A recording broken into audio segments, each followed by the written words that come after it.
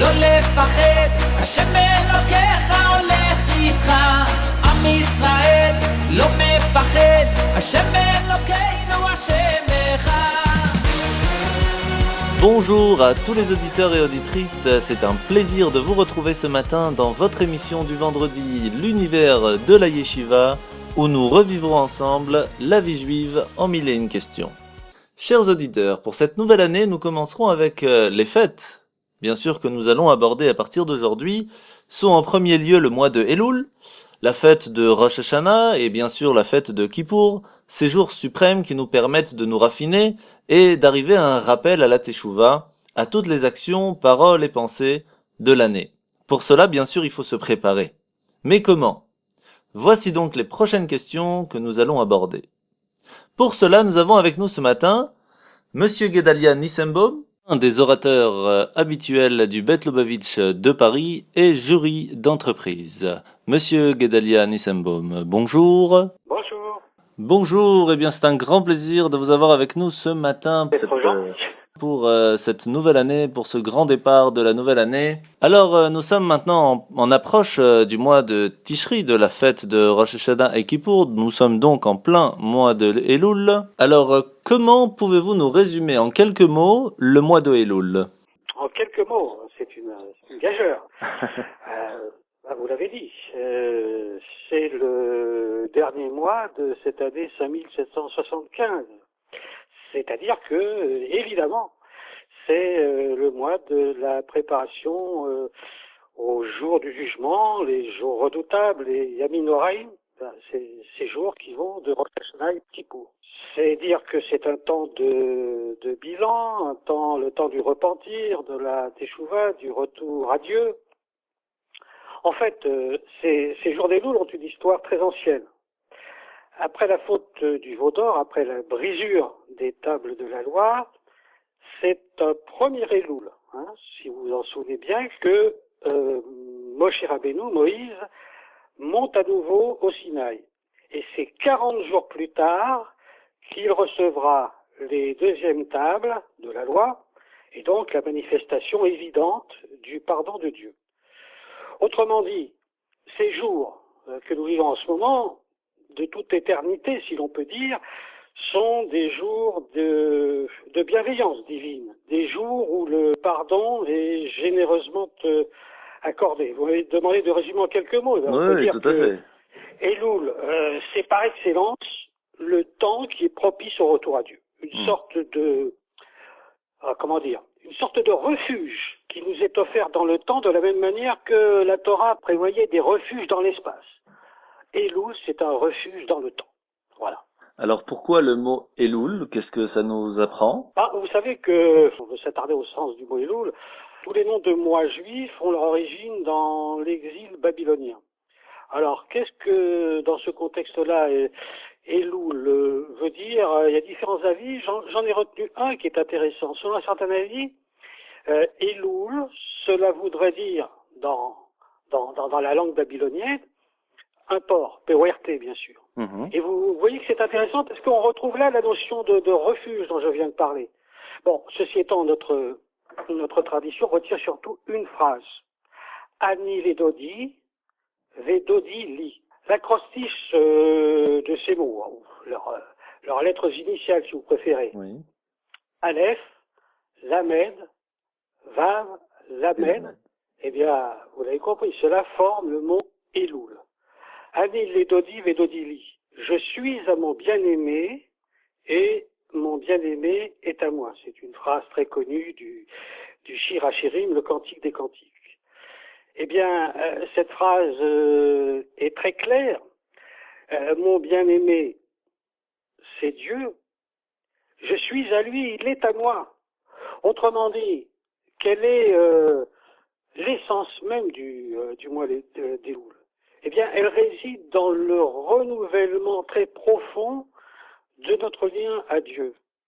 D'ailleurs, pour vous dire que ce renouvellement du lien à Dieu occupe vraiment chaque instant, chaque seconde du temps que nous vivons en ce moment, eh bien, vous savez que chez nous, il y a beaucoup d'amateurs de chiffres. Alors pour eux, juste pour eux, on pourra noter que ces 4 mots, Anil Dodiv et Dodili, se terminent chacun par un yud. La valeur numérique du yud, c'est 10. Multiplier 4 par 10, ça fait 40. Exactement le nombre des jours qui vont de Rosh Chodesh Elul à Yom Kippour. Comment pouvais-je mieux dire? Donc c'est les 40 jours où Moshe Rabbeinu est monté Oui, au Mont absolument. Sinaï. C'est les pour, 40 jours où, encore une fois, notre lien à Dieu doit être tellement renouvelé, si profondément renouvelé, avec une telle joie, avec une telle constance, avec une telle force que nous parvenons au pardon absolu qui couronnera Yom Kippour. Voilà. Donc c'est le mois de la Teshuvah, du pardon, du retour. Mais qu'est-ce que vraiment la Teshuvah? Comment est-ce qu'on peut arriver vraiment à retourner, à dire à Dieu, je demande pardon? Que veut dire le mot Teshuvah? C'est pas une question en effet. Vous savez, on dit que traduire, c'est trahir. Ouais. Alors, comment traduit-on ce fameux mot Teshuvah dans la belle langue de Molière? En général, on emploie le mot repentir. Ouais. Alors, c'est vrai que dans la Teshuvah, il y a une dimension de repentir. C'est sur cette dimension que d'ailleurs insiste le Rambam. La première démarche dans la Teshuvah consiste à se repentir des fautes passées. Bon, un bilan de ces fautes, et chacun en son fort intérieur les connaît très bien. Toute une année s'est écoulée, nous avons été pris par toutes sortes de choses, nous nous sommes en quelque sorte éloignés de nous-mêmes, plus souvent qu'il n'aurait fallu, et donc ces manquements, ces fautes, il faut en avoir la claire conscience et prendre la ferme décision qu'elles ne se reproduiront pas. Mais ça, c'est le premier moment seulement. Le deuxième moment, et là on arrive au sens véritable du mot Teshuvah, c'est le retour. Le retour, qu'est-ce que ça veut dire? Retour vers Dieu, ça c'est une évidence.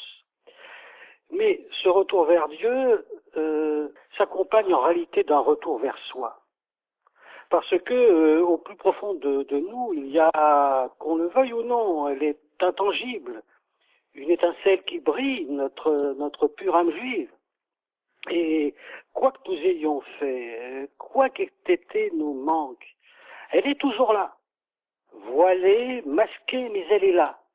Et la Teshuvah, c'est cela très profondément. C'est retourner vers Dieu, c'est-à-dire retourner vers le plus haut de soi. Et en outre, ce mouvement très profond a lieu, comme nous l'avons déjà dit à plusieurs reprises, en ce temps très précieux du mois d'Elul. Ce temps pendant lequel on dit que le roi est dans les champs. Alors, qu'est-ce que ça veut dire? Qu'est-ce que ça veut dire dans les champs? Qu'est-ce que c'est? Non, mais je comprends votre question. Qu'est-ce que c'est que cette image? Le roi, les champs. Bien, la Teshuvah est possible à tout moment, bien entendu, tout au long de l'année. Mais tout au long de l'année, pour approcher le roi, il faut faire un certain effort, parce que dans l'année, le roi est dans son palais. Alors le palais, c'est un endroit qui est impressionnant, c'est un endroit qui est protégé par des gardes, il faut franchir des antichambres, montrer un petit peu patte blanche. Autrement dit, il faut beaucoup de déjà enlever les vêtements souillés. Vous savez, c'est une image de la chassidoute, ça, les vêtements. Nous disposons de trois moyens d'agir dans le monde: la pensée, la parole et l'action. Ce sont les vêtements de notre âme, ce par quoi notre âme s'exprime dans le monde. Bien, dans le reste, pendant l'année, il faut quand même que ces vêtements, on les blanchisse un peu s'ils ont été trop salis avant d'approcher le roi.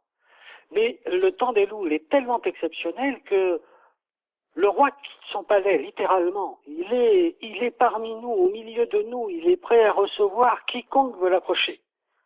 Et sans qu'il y ait aucun préalable, sans que des gardes inspectent notre bonne tenue. le paysan, les paysans que nous sommes tous, d'une certaine manière, peuvent l'approcher en Elul. Et voilà profondément ce qu'est la Teshuvah. La Teshuvah, le retour à Dieu, qui est une forme de retour à ce que nous avons de plus haut en nous, et ce retour très particulier en Elul parce qu'il est beaucoup plus facile qu'en toute autre période de l'année. Voilà. Mais alors, comment ça se fait qu'on doit sonner du chauffard pour nous réveiller à la Teshuvah? Est-ce que ça change quelque chose d'entendre un son de bélier? Parce que le chauffard, qui comme vous le savez est une corde de bélier, nous rappelle beaucoup de choses. Il nous rappelle le mérite d'Yitzhak, vous vous souvenez, qui a offert sa vie à Dieu et que, à la place de cette vie qu'il offrait, un bélier est apparu et c'est lui qui a été offert en sacrifice. Il nous rappelle encore, il nous rappelle bien des choses, mais notons par exemple le Mont Sinaï, la révélation d'Hachem au Mont Sinaï, elle était accompagnée de sonnerie du chauffard. Il y a un texte que beaucoup connaissent, de Yeshayahu, le prophète Isaïe. Ce texte, c'est rien moins que l'annonce de ce qui sera bientôt, si Dieu veut, l'ultime libération, non seulement pour le peuple juif, mais pour l'humanité tout entière. Et que nous dit ce texte? En ce jour résonnera le grand chauffard, et ensuite ils se prosterneront sur la montagne sainte à Jérusalem. Autrement dit, la sonnerie du chauffard, c'est ce qui accompagne les plus grands moments passés et à venir de notre histoire sainte. Alors, ceci étant, vous avez eu 100 fois raison de le dire, aujourd'hui, là, ici et maintenant, le chauffard, c'est ce qui figure, c'est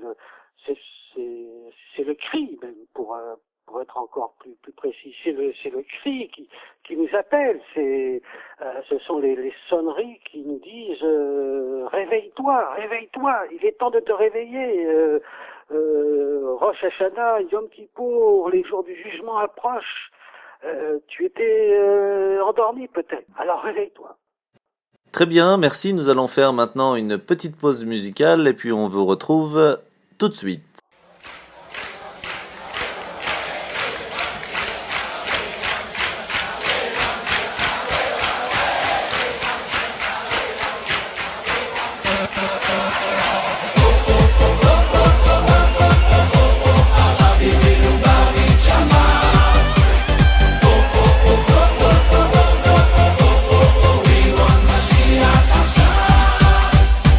בכל מקום בגלובוס, תמיד הם שם בפוקוס, שלוחי חב"ד הנאמנים. באהבה עם כוח, עובדים ללא מנוח, עושים אין ספור לילות קיימים. להאיר את הנשמה, בכל שביל, בכל פינה, להשלים פה משימה. We want משיח עכשיו, זועק בכל מקום, ערבי הגדול. משיח עכשיו, כן גם אתה יכול, קטן ועד גדול. We want משיח עכשיו. הרבי מלובביץ' שמע. We want משיח עכשיו.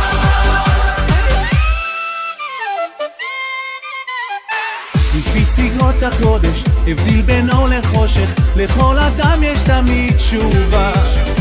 מסרו את הנפש, כל יהודי הוא נכס, באמונה יש את התקווה. בשלמות ארץ ישראל, באחדות נביא גואל, סוף גלות כי במועד. We want משיח עכשיו, זועק בכל מקום, הרבי הגדול. משיח עכשיו, גם אתה יכול, קטן ועד גדול.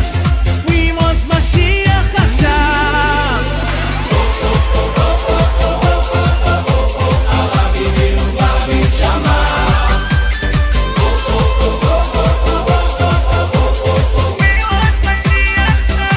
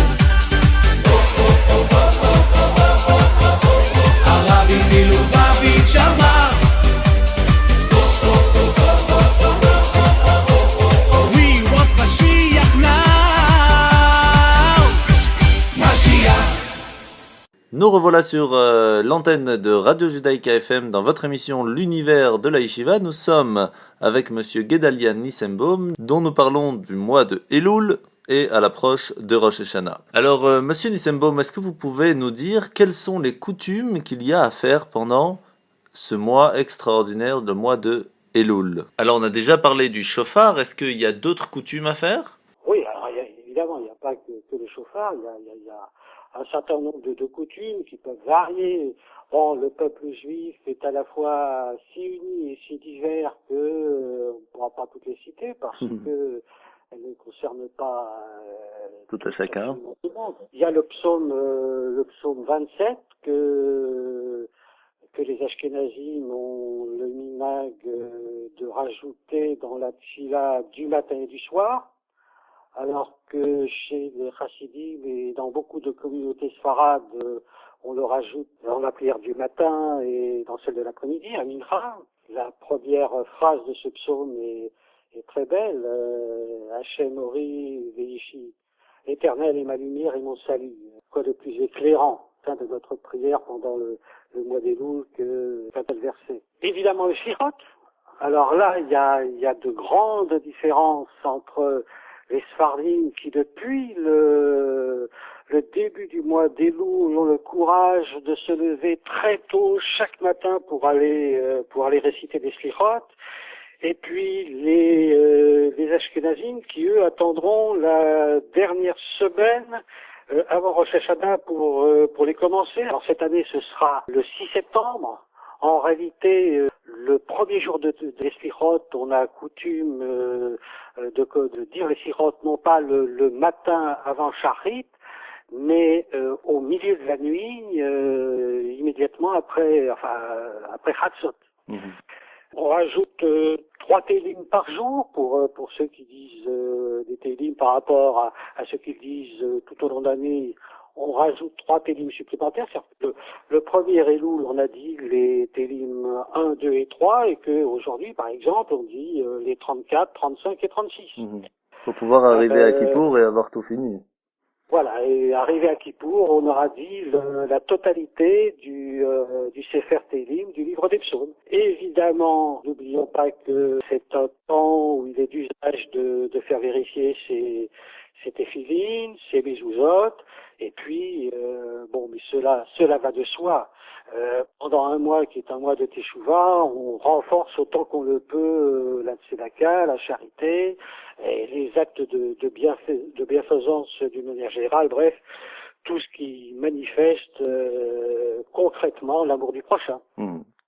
Alors il y a 2 journées assez spéciales, on va essayer de les voir un petit peu ensemble. Il y a la journée du 18 Elul, de Chai Elul. Oui. Et puis il y a la journée du 25 Elul aussi qui est une journée assez marquante. Alors qu'est-ce que vous pouvez nous dire sur la journée du Chai Elul, du 18 Elul? Oui, en fait, en disant Chai Elul plutôt que 18 Elul, vous avez déjà pratiquement tout dit. Alors, Chai Elul ou le 18 Elul, comme on voudra, c'est d'abord l'anniversaire de la naissance de 2 des plus grands maîtres de l'histoire juive. En 1698, la naissance du Baal Shem Tov, le fondateur du chassidisme. Et d'ailleurs, 36 ans plus tard, c'est un 18 Elul aussi que le Baal Shem Tov commencera à délivrer publiquement son enseignement.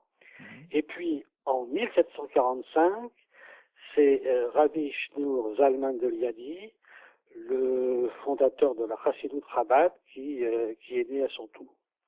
Alors, ces 2 très grands luminaires, leur importance, entre autres, vient de ce que c'est eux qui ont dévoilé la dimension profonde de la Torah.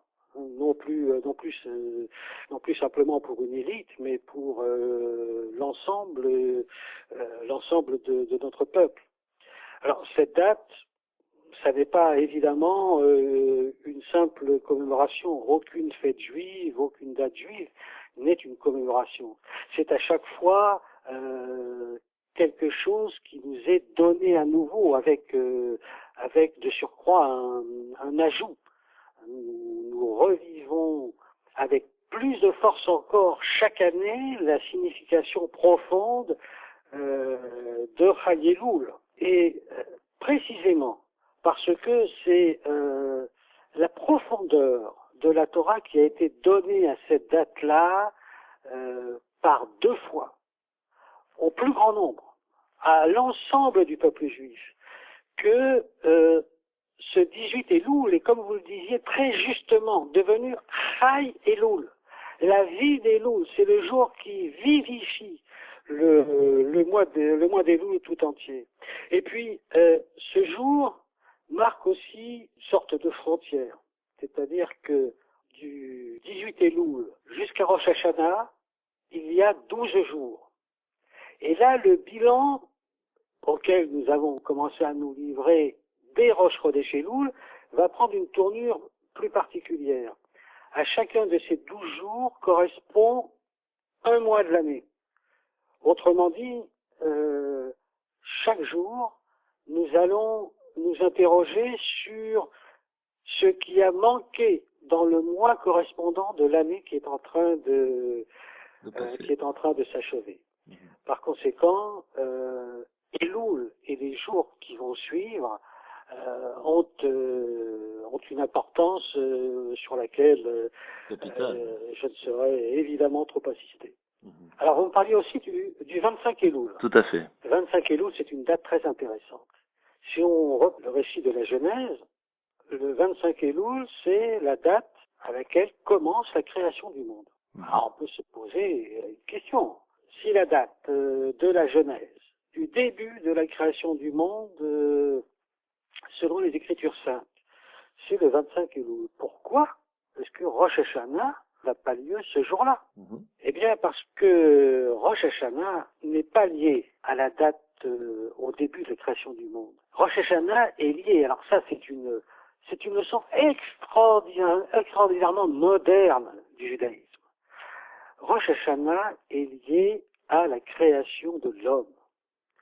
Qu'est-ce que ça veut dire?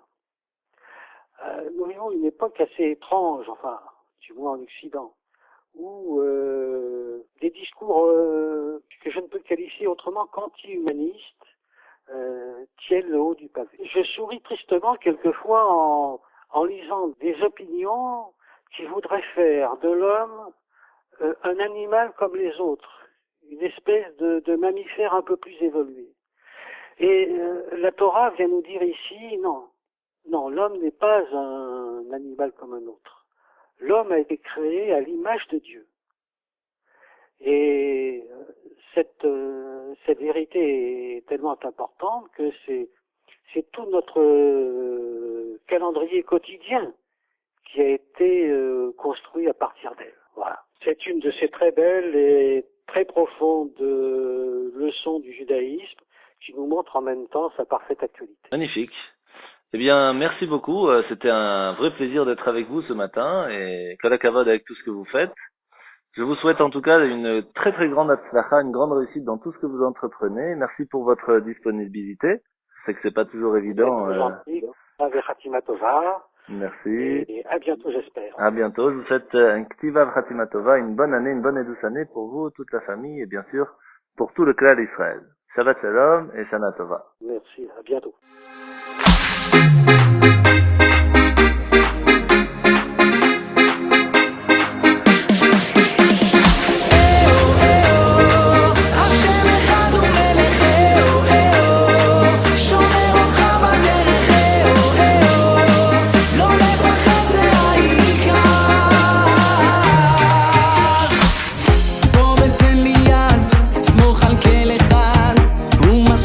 בימים כאלה עם ישראל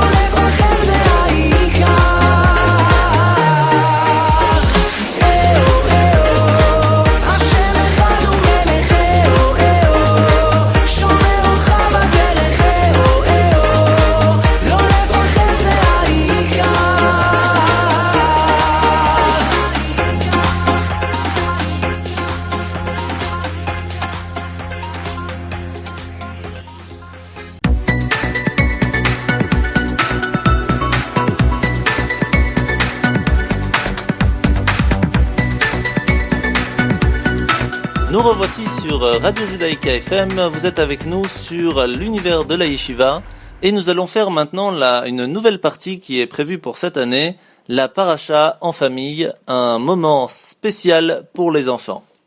Mesdames, messieurs, nous allons faire en quelques minutes maintenant un petit résumé de la parachat Kitavo dont vous pourrez profiter pour le raconter à la table de Shabbat ce soir et demain avec vos enfants ensemble et profiter du Shabbat avec un petit mot de Torah. La paracha de la semaine, nous allons la raconter avec notre cher Aaron. Alors Aaron, comment s'appelle la paracha cette semaine? Kitavo. Très bien Aaron. Alors la paracha de Kitavo, comme tu viens de nous dire, nous parle comment est-ce que Moshe Rabbeinu enseigne au peuple que quand nous allons entrer en terre d'Israël que Hachem, Dieu, va nous donner en héritage éternel, nous allons pouvoir nous installer, la cultiver et apporter des fruits. Alors il y a une très très grande mitzvah que nous pouvons faire avec les premiers fruits. Comment s'appelle cette mitzvah? C'est la mitzvah des Bikurim. Très bien, c'est la mitzvah des Bikurim où nous allons prendre les prémices, donc les premiers fruits qui vont pousser chez nous. On va mettre un signe et nous allons les amener À Yerushalayim. jusqu'à Yerushalayim. Et à Yerushalayim, nous allons arriver jusqu'au... Bet Amikdash. Et oui, dans le Beth Amikdash, les donner au Kohen pour remercier Akadosh Baruch Hu, pour remercier Hachem de tout ce qu'il a fait pour nous. Et à quel moment de l'année il faut amener les Bikurim? C'était pendant la période de... Shavuot. Très bien, à partir de Shavuot jusqu'à Sukkot, on pouvait amener les Bikurim. Dans la suite de la paracha, on parle aussi des lois qui sont relatives aux dîmes, aux dons que nous donnons aux Lévis ou aux pauvres. Alors, comment s'appelle cette mitzvah? La mitzvah du Maaser. Et elle consiste en quoi? Quand on reçoit de l'argent, on donne une partie aux pauvres. Très bien, quand on reçoit de l'argent, on va donner une partie aux pauvres. Alors, comment ça fonctionne? Cette mitzvah de Maaser, nous donnons 1/10 de ce que nous avons reçu pour les pauvres. Bien sûr, il y a beaucoup de détails à comprendre, mais pour nous rappeler que rien ne nous appartient, mais que tout nous a été donné par Dieu, alors une petite partie est d'office donnée pour les institutions dans le besoin, aux pauvres, etc. On détaille un peu plus tard les bénédictions et les autres paroles un peu plus difficiles qui ont été données du haut de mont Grizim et du mont Eval. Et Moshe rappelle à tous les béné Israël, à tout le peuple, que de la même façon que Dieu nous a choisis, nous avons fait nous aussi le choix d'être le peuple choisi par Dieu. Et donc nous avons aussi des devoirs envers lui, entre autres, écouter la parole de la Torah. Voilà pour ce petit résumé de la paracha en famille. Je vous souhaite à tous, les enfants, de passer un bon Shabbat. Shabbat Shalom. Shabbat Shalom.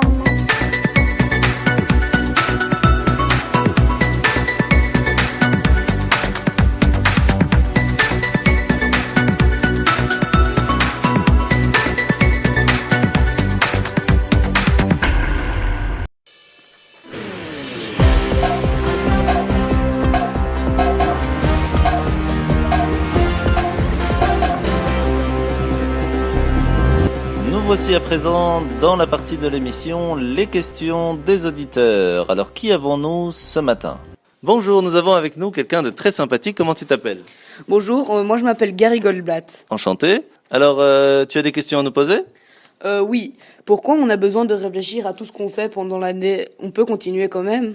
Excellente question. Pourquoi est-ce qu'il faudrait en Elul commencer à se poser des questions sur ce qu'on a fait dans l'année? Alors bien sûr, à part ça que c'est important pour se préparer pour le jugement qui arrive à Rosh Hashanah, il y a une petite parabole très simple qui va nous faire comprendre la raison. Imagine qu'on a un vélo et qu'on n'entretient pas du tout son vélo, la chaîne au bout d'un moment, il va y avoir de la poussière et puis elle va plus fonctionner. Eh bien l'âme, c'est exactement la même chose. Si on n'entretient pas son âme, au bout d'un moment, il y a de la poussière, il y a de la saleté. Et donc, elle fonctionne beaucoup moins bien. Et on a moins des envies, on a moins envie de faire du bien.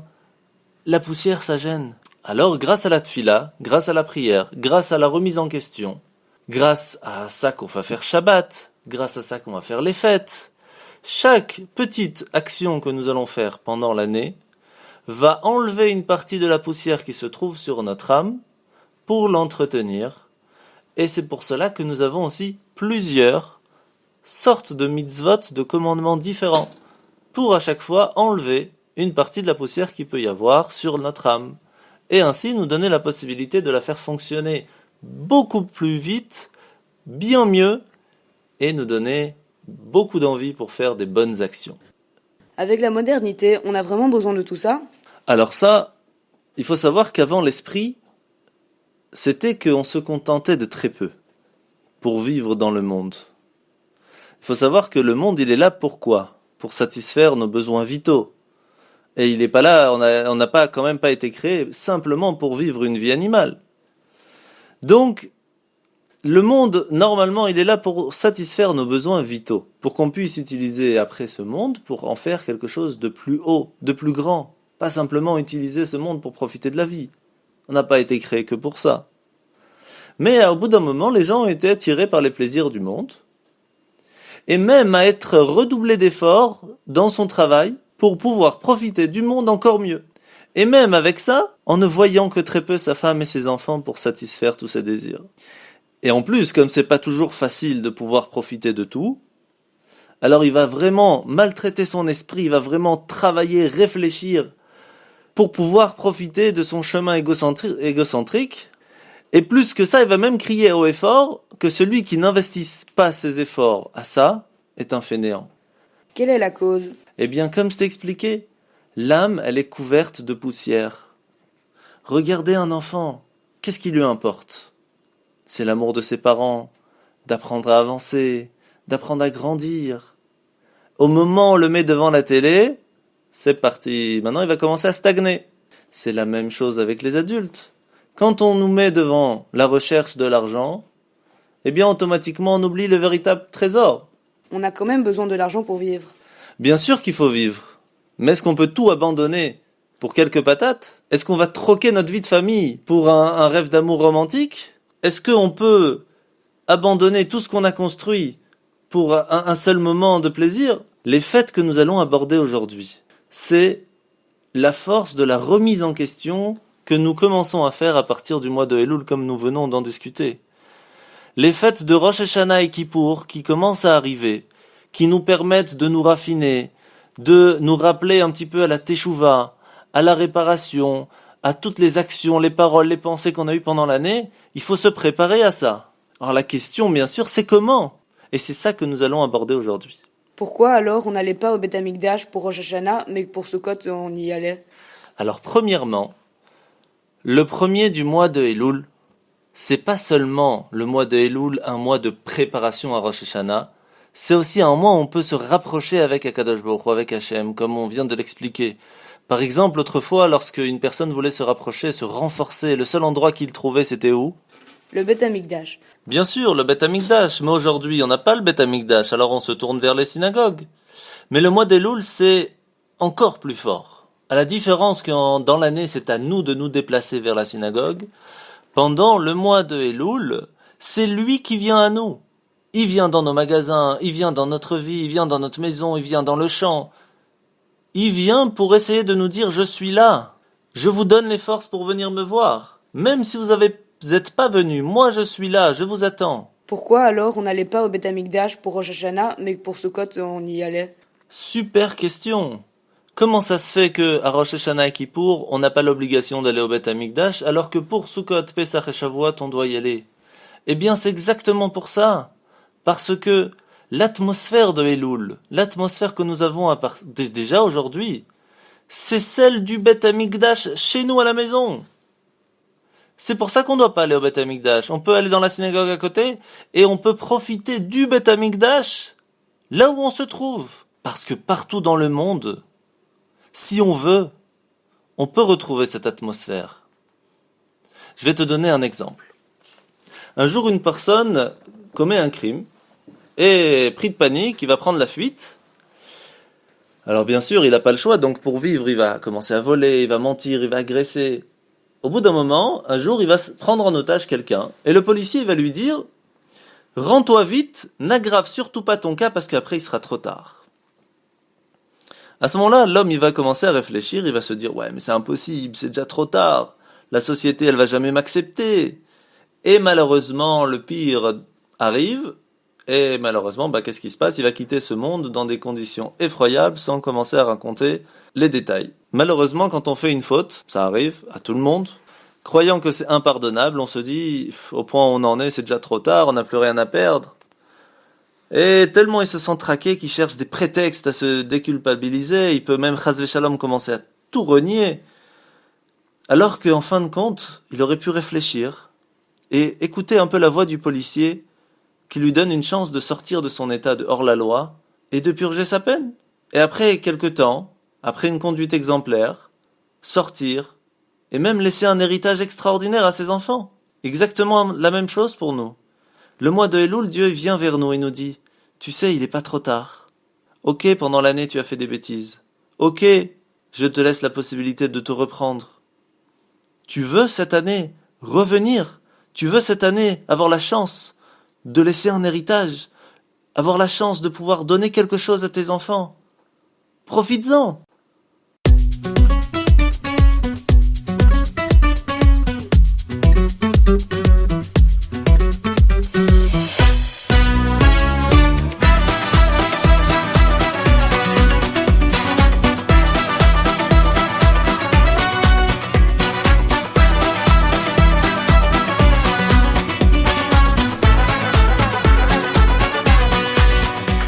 תודה לך, תודה לך, תודה לך כלי הולך איתך ורק איתך לא יכול בלי תודה לך על חושך ויאללה אור הטוב תודה לך, אתה תמיד קרוב תודה לך על שמש בשמיים בכל יום על אהבה המלווה לכל מקום תודה לך על הניסים ויאללה טבע גם מודה אני מלך חי וקיים תודה, תודה לך השם הלב דורש ומבקש על מה שיש לומר תודה, תודה, תודה לך השם כל הנשמה תהלל קי וחכה רק לשיר תודה, תודה, תודה לך השם הלב דורש ומבקש על מה שיש לומר תודה, תודה, תודה לך השם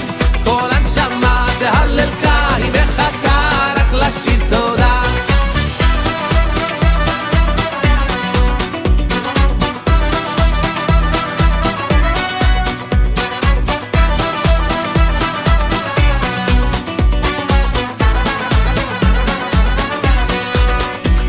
פותח את ידיך ומשפיע לכל חי בהרי כויסי לוחם רוחו על כלי די הקל על זן ומפרנס גוזר ומקיים על הכל תודה לך השם תודה, תודה לך השם הלב דורש ומבקש על מה שיש לומר תודה, תודה, תודה לך השם כל הנשמה תהלל קי וחכה רק לשיר תודה, תודה, תודה לך השם הלב דורש ומבקש על מה שיש לומר תודה, תודה, תודה לך השם כל הנשמה תהלל קי וחכה רק לשיר תודה For every day you give to me my future and my history תודה לך Cause you're the music and the rhyme, you're the rhythm and the time תודה לך I know that there's a reason and a planet so I try the best I can to make you proud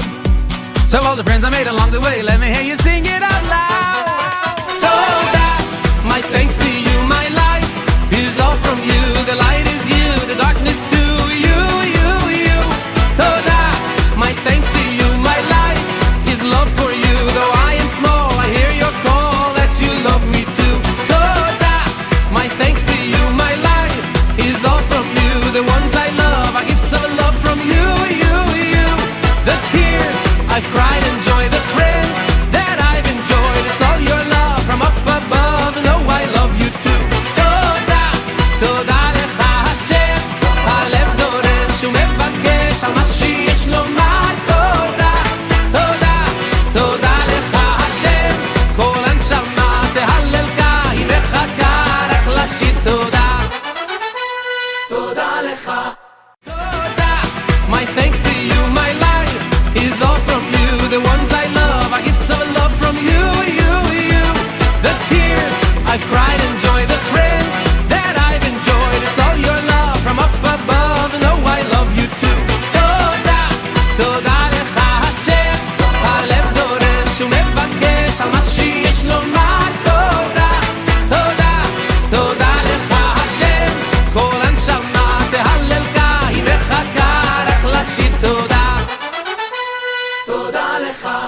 Nous revoilà après la pause musicale.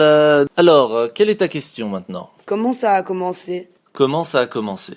Comment ça a commencé au don de la Torah en fait. Quand les Bnei Israël, les Juifs ont fait le veau d'or, c'était désespérant à leurs yeux. Parce que quand ils ont vu Moshe tellement triste et Dieu fâché d'avoir fait le veau d'or alors qu'ils étaient en train de recevoir la Torah, ils étaient perdus. Et Moshe vraiment à force de redemander, de pousser, de aider, il a quand même réussi à recevoir le pardon pour tout le peuple d'Israël. Et comme vous le savez, le jour du pardon qu'on a reçu pour le veau d'or, c'était le jour de Kippour. C'est pour ça que ce jour-là, on a reçu les deuxièmes tables de la loi. C'était la preuve, le signe du plus grand pardon que Dieu nous a donné. C'est depuis ce jour-là que nous prions le jour de Kippour. Et donc, depuis le premier Elul, qui est en fait le premier jour où Moshe est monté au mont Sinaï pour revenir le jour de Kippour avec les deuxièmes tables, où on commence, comme à ce moment-là, au don de la Torah, à demander pardon pour tout ce qu'on a fait pendant l'année, parce que la preuve est qu'on a reçu les deuxièmes tables, donc la preuve est qu'il n'est jamais trop tard. Et qu'à n'importe quel stade de la vie, la teshuva est possible. C'est galère quand même ou c'est une chance? Difficile à dire. Alors oui, c'est très difficile à dire. Je vais te raconter une petite anecdote et tu vas me dire toi-même. Le paysan qui fait vraiment lui-même, qui plante le blé, qui ramène la farine, etc. Il y a un mois dans l'année où il sait qu'il va falloir travailler très très dur ce mois-ci parce qu'il faut semer avant l'arrivée de la pluie. S'il sème après l'arrivée de la pluie, c'est trop tard. Et donc, il n'aura pas de blé cette année. La même chose aujourd'hui. On doit vraiment chercher sans relâche quoi faire pour nous raffiner, pour devenir meilleur, pour mettre à profit ce mois extraordinaire, écouter son cœur, écouter son âme, parce que le jour du jugement qui arrive très vite cette année, c'est Rosh Hashanah, et la signature du contrat pour l'année prochaine, c'est Kippour. Donc, est-ce que c'est une chance? Bien sûr que c'est une chance de savoir quel va être le jour où on va passer au tribunal. On a le temps de nous préparer, de chercher un avocat, de voir ce que nous pouvons changer, de voir ce qu'on peut essayer d'arranger, d'essayer de voir ce qu'on peut tourner à notre avantage. Et il faut encore se lever tôt pour aller à la synagogue, pour faire les selichot, pour demander pardon, c'est fatigant. Mais c'est quand même triste d'entendre que c'est fatigant de venir demander pardon, et donc de se lever tôt, alors que on a la chance de pouvoir demander pardon. On devrait être reconnaissant de nous donner la possibilité de se racheter, de nous faire pardonner. Imaginez que vos parents, ils vous disent un jour, voilà, étant donné les efforts que tu as faits pour nous faire plaisir, on te pardonne tout ce que tu as fait jusqu'à aujourd'hui. À partir d'aujourd'hui, montre-nous ce dont tu es capable. C'est quand même extraordinaire. C'est exactement ce que Akadosh Baruch Hu nous dit. Hachem, il nous dit, voilà, nous allons arriver au jour du jugement, le jour de Rosh Hashanah. Je sais que pendant l'année, tu as fait des choses très bien, des choses moyennes et des choses un peu moins moyennes. Mais je te laisse pendant ce mois-là la chance de me dire s'il y a des choses que tu veux essayer d'arranger. Montre-moi un petit exemple pour que je puisse te faire confiance. Et je te jugerai de la façon la plus gentille pour que l'année prochaine, je te donne encore plus que ce que tu as reçu déjà cette année.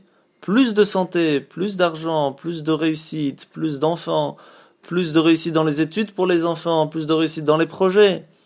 Pourquoi? Parce que je sais que tu es capable de prendre sur toi de faire encore mieux cette année. C'est pas magnifique d'entendre ça? C'est plus grand qu'une chance.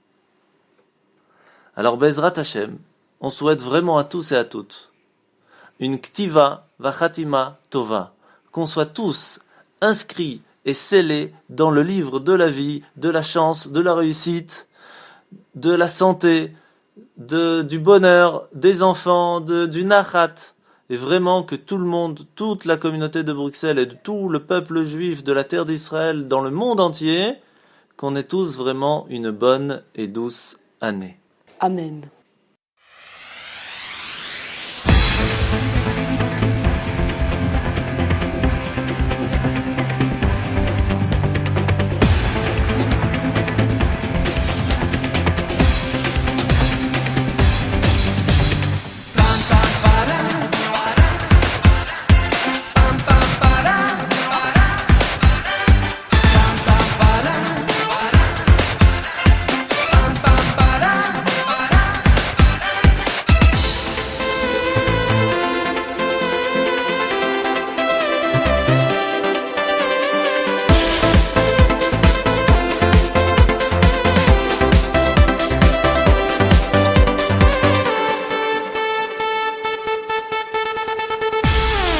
ואתה נותן לנו בלב את התקווה שנדע ימים יפים של אושר ושמחה ואני מתפלל רק אליך קורא שתשמע אותי בדמעותיי תראה שנזכה ונראה כשהאור מתגלה איך הכל היה רק לטובה פם פם פרם פרם פם פרם בוא תרקוד איתי אחי תרגיש גם אתה פתאום שמח פם פם פרם פרם פם פרם כשהלב נפתח תרגיש בפנים כל העולם זורח פם פם פרם פרם פם פרם בוא תרקוד איתי אחי תרגיש גם אתה פתאום שמח פם פם פרם פרם פם פרם כשהלב נפתח תרגיש בפנים כל העולם זורח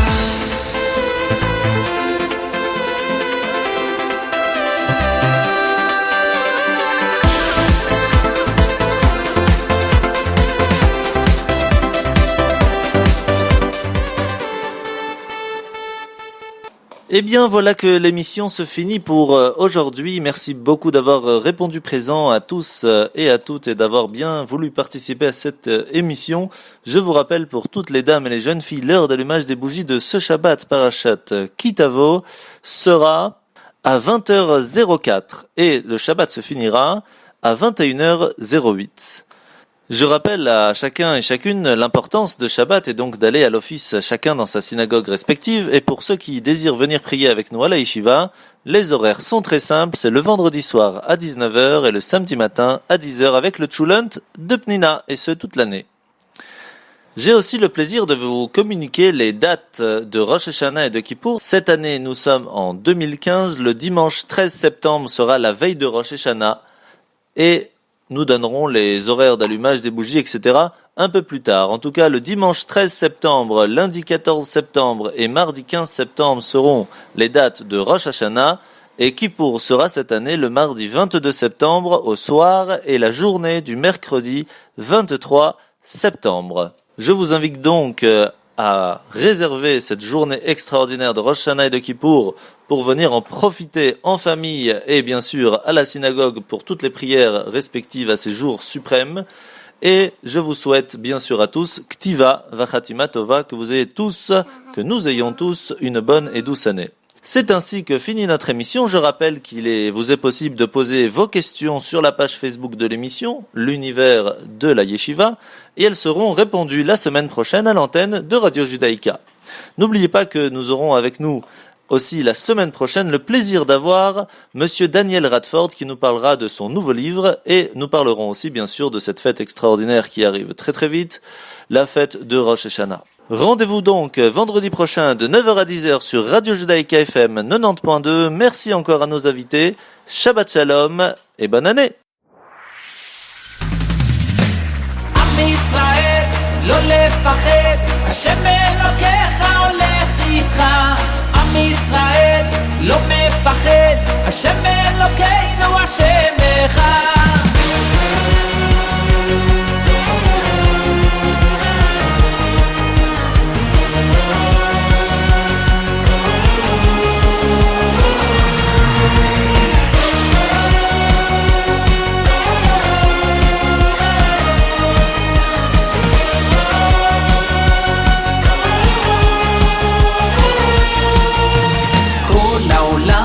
גשר צר, והעיקר לא לפחד כלל, ומלמעלה הוא שומר, צר ואויב לא יתקרב, אח לאח ויד ביד, ישראל זה עם אחד, ומלמעלה הוא עוזר, שומר שומר ישראל.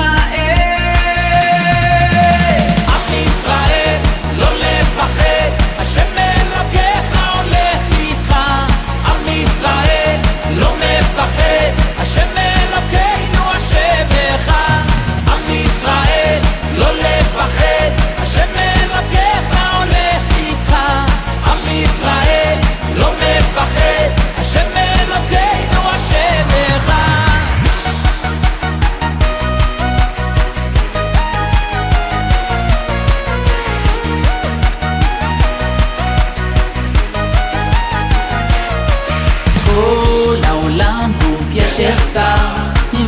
העיקר לא לפחד כלל, ומלמעלה הוא שומר, צר ואויב לא יתקרב. אח לאח ויד ביד, ישראל זה עמך, ומלמעלה הוא עוזר, שומר שומר ישראל. עם ישראל לא לפחד, השם אלוקיך הולך איתך. עם ישראל לא מפחד, השם אלוקינו השם אחד. עם ישראל לא לפחד, השם אלוקיך הולך איתך. עם ישראל לא מפחד, השם אלוקינו השם אחד.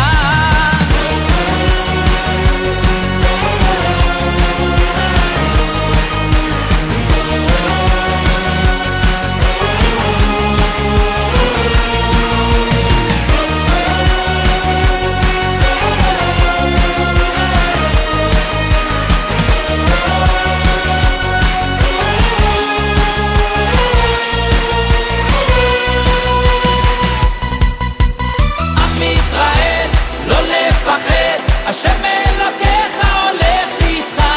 עם ישראל לא מפחד, השם